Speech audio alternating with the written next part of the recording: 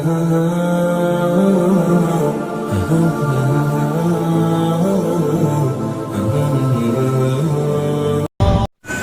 হৃদয়ে তো আঘাতের ছাপ, তাই না?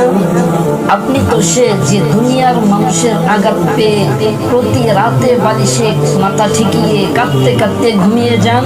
আপনি তো সেই যে কিনা পাশের মানুষকে বিশ্বাস করে ঠকেছেন। আপনি তো সে যে নিঃস্বার্থভাবে মানুষকে ভালোবেসেছিলেন। যেই ভালোবাসা আর বিশ্বাসের বিনিময়ে দুনিয়ার মানুষগুলো আপনাকে দিয়েছে কঠিন আঘাত, যে আঘাত আপনাকে বারবার ভেঙে চুরে চুরমার করে দেয়। তাহলে মনে রাখবেন, এই দুনিয়ার মানুষকে যতটুকু ভালোবাসার প্রয়োজন ঠিক ততটুকুই ভালোবাসবেন, এর বেশি নয়। সবচেয়ে বেশি ভালোবাসবেন আপনার রবকে, যিনি আপনাকে নিঃস্বার্থভাবে ভালোবাসেন।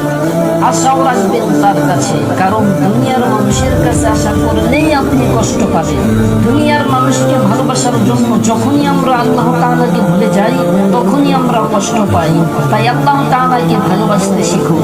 একটি ঘটনা শুনুন। কোন বান্দা যদি আল্লাহ তাআলাকে ভালোবাসে, তখন আল্লাহ তাআলা জিবরাইল আমিনকে ডাক দিয়ে বলে, হে জিবরাইল, তুমি যাও অমুক বান্দাকে ভালোবাসো।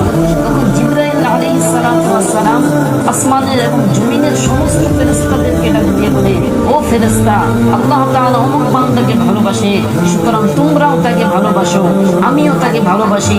তখন সেই সমস্ত ফেরেশতারা আবার জমিনের সব মাখলুককে ডাক দিয়ে বলে, ও আল্লাহ তাআলা সৃষ্টি মাখলুক, আল্লাহ তাআলা অমুক বান্দাকে ভালোবাসেন, জিবরাইল আমিন অমুক বান্দাকে ভালোবাসেন, আমরাও অমুক বান্দাকে ভালোবাসি, তোমরা সবাই তাকে ভালোবাসো। সুবহানাল্লাহ। তাই যদি আমরা আল্লাহ তাআলাকে ভালোবাসি, আল্লাহ তাআলার হয়ে যাই, আর আল্লাহ তাআলা যদি আমাদের হয়ে যায়, আমাদেরকে ভালোবাসে, তাহলে আমাদের দুনিয়া ভালোবাসার অভাব হবে না।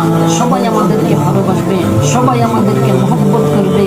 আর আল্লাহ তাআলা যদি আমাদেরকে ভালোবাসেন, তাহলে ইহকাল জীবনে তো সুখ রয়েছে, ইহকাল জীবনে তো শান্তি রয়েছে, পরকাল জীবনে রয়েছে অনন্ত অসীম সুখময় সেই জান্নাতের বাগান, যেখানে আমরা যাওয়ার জন্য মুমিনরা বেকুল হয়ে থাকি, যেখানে যাওয়ার জন্য আমরা ইবাদত বন্দেগী করে থাকি, আল্লাহ তাআলার হুকুম মেনে থাকি। সেই কাঙ্ক্ষিত জায়গা জান্নাতে পৌঁছাতে পারবো। সুতরাং আমাদের সকলের উচিত যে আল্লাহ তাআলাকে ভালোবাসা, রাসূল সাল্লাল্লাহু আলাইহি ওয়াসাল্লামকে ভালোবাসা, তাদেরকে অনুসরণ করা, রাসূল সাল্লাল্লাহু আলাইহি ওয়াসাল্লামের সাহাবাদেরকে অনুসরণ করা। সাহাবারা যেভাবে চলতে বলেছেন, সাল্লাল্লাহু আলাইহি ওয়াসাল্লাম যেভাবে চলতে বলেছেন, সেইভাবে চলা। আমাদের জীবনের চেয়েও বেশি নবীকে ভালোবাসা, আমার জীবনের চেয়েও বেশি আল্লাহ তাআলাকে ভালোবাসা।